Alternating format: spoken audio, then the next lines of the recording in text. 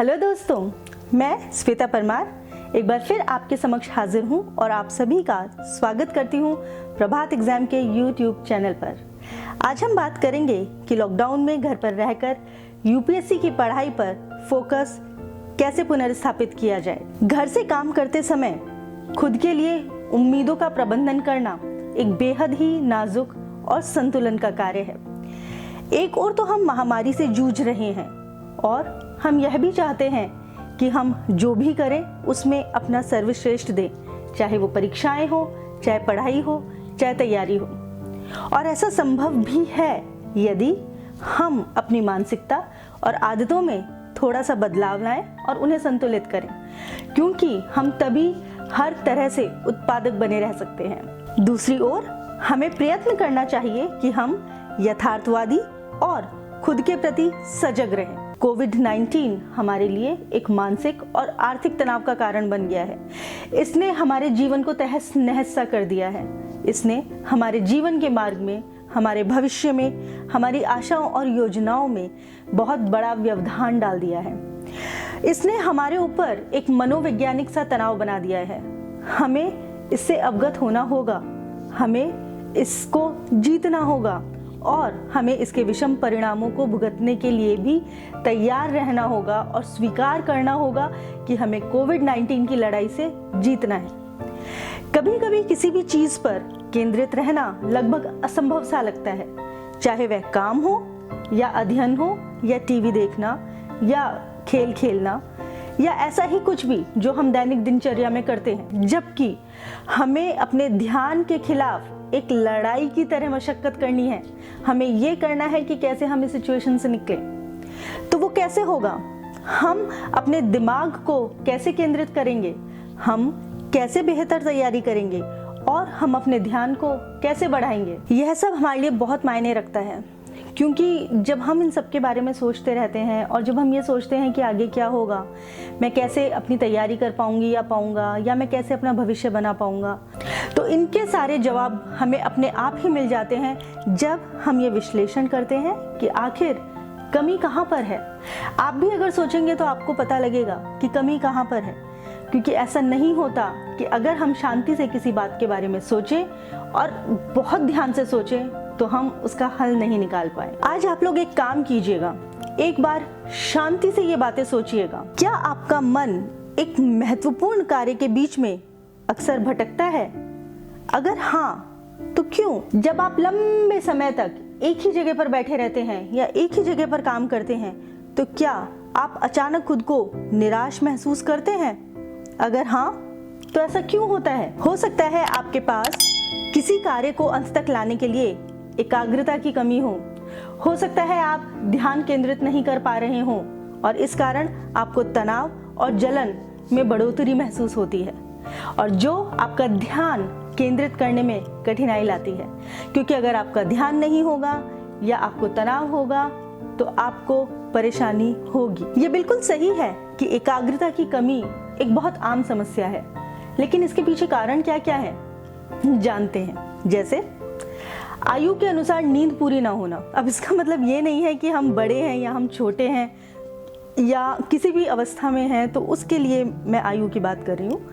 मेरा कहने का तात्पर्य ये है कि अगर आप बच्चे हैं तो आपको ज़्यादा नींद चाहिए, अगर आप बड़े हैं तो आपको शायद थोड़ी सी कंपैरेटिवली कम चाहिए, लेकिन नींद पूरी होना अति आवश्यक है, क्योंकि वो भी आपकी एकाग्रता के लिए एक बहुत बड़ा और बहुत महत्वपूर्ण कारण है। क्योंकि अगर किसी व्यक्ति की नींद पूरी नहीं होती है तो उसकी एकाग्रता की अवधि को वो प्रभावित करती है। विशेष तौर पर सोशल मीडिया के माध्यम से हमारे दिमाग की प्रक्रिया की जितनी अधिक जानकारी हमें मिल सकती है हम निकाल लेते हैं, और उससे कुछ मिनटों के लिए ही किसी भी कार्य पर ध्यान केंद्रित करना हमारे लिए और भी ज्यादा कठिन हो जाता है, क्योंकि हमारा ध्यान भटकता रहता है।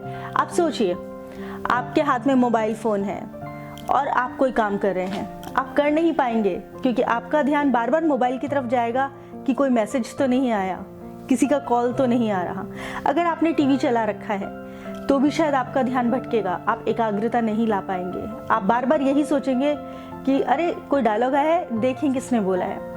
तो कहने का सिर्फ मेरा एक ही मतलब है कि अगर आप सोशल मीडिया के पास रहकर अपनी पढ़ाई कर रहे हैं तो आप एकाग्र कभी नहीं हो सकते हैं। इसलिए सोशल मीडिया के दूर होने के कारण से विचलित होने के बजाय आप अपने मस्तिष्क को प्रशिक्षित करके अपनी एकाग्रता में सुधार करने की कोशिश करें। यह बिल्कुल वैसा ही है जैसे एक कसरत करने के दौरान आपके शरीर की मांसपेशियों को प्रशिक्षित करना, क्योंकि यह भी एक तरह से एक कसरत ही है कि आप अपने मस्तिष्क को कितना स्ट्रॉन्ग बना रहे हैं, उसको कितना कॉन्फिडेंट बना रहे हैं, उसकी विल पावर को कितनी ज़्यादा तवज्जो देकर उसे और मजबूत बना रहे हैं कि वो भटके नहीं और एकाग्र होकर एक ही कार्य में चलता रहे। यकीन मानिए, आपके मस्तिष्क को अनुशासित करने की जो प्रक्रिया है वह काफ़ी आसान है, और अगर आप ऐसा करेंगे तो आपको बहुत सुकून मिलेगा और अपनी ज़िंदगी में बदलाव भी महसूस करेंगे। आपको फोकस करने में बहुत मदद मिलेगी। तो अगर आप अपने मस्तिष्क का व्यायाम करवाएंगे तो निश्चित ही उसकी एकाग्रता भी बढ़ेगी। आप अपने थके हुए और नीरस महसूस करने वाले दिमाग को ताजगी देंगे। आप थका हुआ महसूस नहीं करेंगे, आपको फिर से अच्छा लगने लग जाएगा। आप कोशिश करके देखिए, सुडोकू से या फिर पजल्स गेम खेलने का, या क्रॉसवर्ड्स, या शब्दों या गणित से संबंधित कोई भी गेम खेलने का। आप अपने मन को ऊर्जावान बनाइए। कैसे? अपने मस्तिष्क को स्वस्थ रखने के लिए हमें अच्छे भोजन की बहुत ज़्यादा ज़रूरत होती है। अच्छा भोजन मतलब पिज़्ज़ा बर्गर वाला भोजन नहीं, अच्छा भोजन मतलब संतुलित आहार जिसमें पौष्टिकता भरपूर हो। क्योंकि अगर हम ऊर्जावान कार्य दिवस चाहते हैं, हम चाहते हैं कि हमारा पूरा दिन एनर्जेटिक रहे, तो हमें उसके लिए बहुत अच्छे से खाना खाना होगा। इसका मतलब ये नहीं बहुत सारा खाना होगा। और नाश्ते को छोड़ना बिल्कुल अच्छा नहीं है। नाश्ता एक बहुत ज़रूरी चीज़ है, क्योंकि एड्रेनलिन को रोकने और तनाव को छोड़ने के लिए सुबह का भोजन यानी कि नाश्ता बहुत बहुत बहुत ज़रूरी है। जिस कमरे में आप बैठ के पढ़ाई कर रहे हैं वहाँ पर आप पानी की एक बोतल ज़रूर रखें, क्योंकि इससे आपको डिहाइड्रेशन भी नहीं होगा और इससे आपको एकाग्रता की शक्ति को बढ़ाने में मदद मिलेगी। क्योंकि अगर आपका शरीर हाइड्रेटेड रहेगा तो आपकी एकाग्रता भी प्रभावित होगी, वो कम नहीं होगी, वो तरलता से आराम से चलेगी। एक ब्रेक भी ले लीजिए, क्योंकि जब आप एक ही चीज़ पर बहुत लंबे समय से काम कर रहे होते हैं तो ब्रेक लेना हमेशा उचित होता है। क्योंकि फिर आप जब वापस से काम करना शुरू करते हैं, थोड़ा सा आराम करके या टहल के या कुछ भी करके, तो आप दुगने जोश से करते हैं, क्योंकि आपकी एकाग्रता फिर से रिबूट हो जाती है, फिर से उसमें सुधार हो जाता है। तो अगर आपके घर में छत है तो आप उस पर घूमिए, अपार्टमेंट्स में नहीं रह रहे हैं तो बगीचा है तो वहाँ थोड़ा टहल लीजिए, या फिर घर में ही घूम लीजिए। इससे आपको ऊर्जा प्राप्त करने में मदद मिलेगी, क्योंकि लॉकडाउन में हम बाहर तो जा नहीं सकते। इसके अलावा हम शांति के लिए प्रकृति के साथ भी कुछ समय बिता सकते हैं। डिजिटल उपकरणों से दूर रहकर हमारे घर की बैल्कनी में जाकर हम चारों तरफ देखकर सिर्फ प्रकृति के साथ रहकर अपने दिमाग को शांत कर सकते हैं। यकीन मानिए बहुत सुकून मिलेगा। खुद को व्यवस्थित कीजिए। इससे पहले कि आप कोई काम करना शुरू करें, आगे के दिन की योजना बना लें और उस योजना को बनाने के लिए 15 मिनट का कम से कम समय लें। अगले दिन की जाने वाली चीज़ों को लिखना और उन्हें कैसे करना है, समय की योजना बनाना, कैसे आप बेहतर प्रदर्शन कर पाएंगे, कैसे उसके लिए सबसे अच्छा टाइम रहेगा, कैसे ये होगा कि इसी तरीके से करेंगे तो वो सर्वश्रेष्ठ आप दे पाएंगे। इस तरीके की योजना बनाइए, क्योंकि अगर आप उस दिन को अपनी सारणी के अनुसार तवज्जो देंगे, प्राथमिकता देंगे, तो आप वाकई बहुत अच्छा करेंगे और आपको बहुत सुकून भी मिलेगा कि आपने एक बहुत अच्छा कार्य किया है।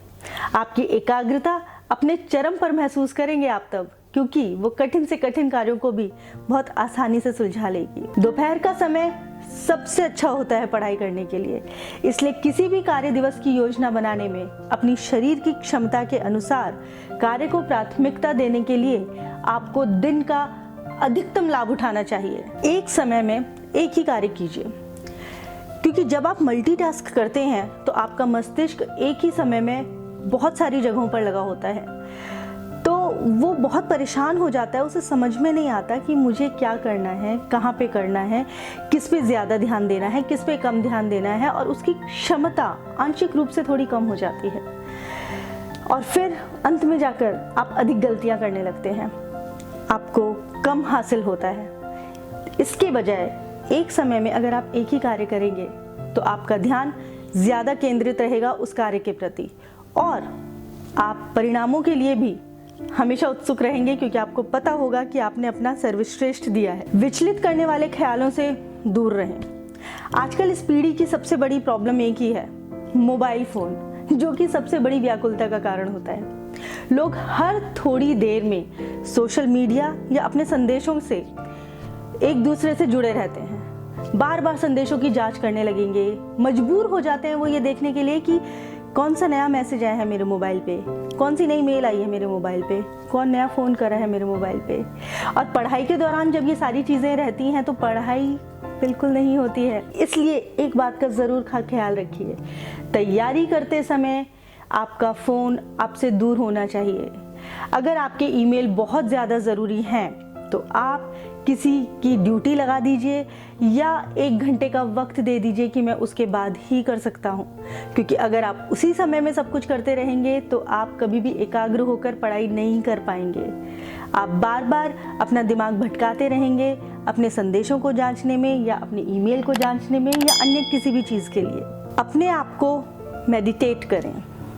ध्यान का उद्देश्य आपको आधुनिक जीवन में से एक छोटा सा विराम दे देता है। यह आपके तनाव को कम कर सकता है, आपको एकाग्रचित्त रहने में सुधार कर सकता है। आप योगा कीजिए, गहरी सांस लीजिए तो शायद आपका ध्यान बढ़ेगा, क्योंकि अगर हम मेडिटेट करते हैं तो हमारी बहुत सी चीज़ें ठीक होती हैं, हमारा तनाव कम होता है, एकाग्रता शक्ति बढ़ती है और हम सोच समझने की पावर में भी सुधार पाते हैं। व्यस्त जीवन शैली और इस लॉकडाउन में घर पर रहते हुए भी हम अपने स्वास्थ्य पर से नज़र ना हटाएं, अपनी सेहत का बहुत बहुत ध्यान रखें, क्योंकि हमारी सेहत में हमारी रोग प्रतिरोधक क्षमता को बढ़ाने में बहुत बड़ा हाथ होता है कोविड-19 को भगाने का। तो एक ऊर्जावान दिन आपके शारीरिक और मानसिक स्वास्थ्य से भी जुड़ा होता है और इस प्रकार आपकी एकाग्रता में सुधार होता है और आपके स्वास्थ्य और जीवन में भी बहुत प्रभाव पड़ता है। तो ये थी कुछ बातें जो मैंने आपसे साझा की कि कैसे इस लॉकडाउन में रहकर हम यूपीएससी की या किसी भी एग्जाम की तैयारी आराम से कर सकते हैं। अगर हम एकाग्रता बढ़ाएंगे और बाकी जितनी भी चीज़ें बढ़ाएंगे तो हम ज़रूर ज़रूर ज़रूर अपना सर्वश्रेष्ठ दे पाएंगे। तो प्रिय दोस्तों, कृपया अपना ध्यान इन सब चीज़ों में लगाइए, बजाय डरने के कि क्या होगा। ये सोचिए कि हमें कोविड-19 को भगाना है। अपनी रोग प्रतिरोधक क्षमता बढ़ाइए, अपनी एकाग्रता बढ़ाइए, मेडिटेट कीजिए, अच्छा भोजन लीजिए और अपना बहुत बहुत ख्याल रखिए और साथ ही बहुत अच्छे से तैयारी कीजिए। तो ये थी कुछ बातें जो मैंने आपसे साझा करी प्रभात एग्जाम के YouTube चैनल पर। ऐसी ही कुछ अन्य नियमों को और कुछ और उपायों को साझा करने के लिए मैं आपसे मिलूंगी फिर से यहीं प्रभात एग्जाम के YouTube चैनल पर हाँ, इसे सब्सक्राइब ज़रूर कीजिएगा। धन्यवाद।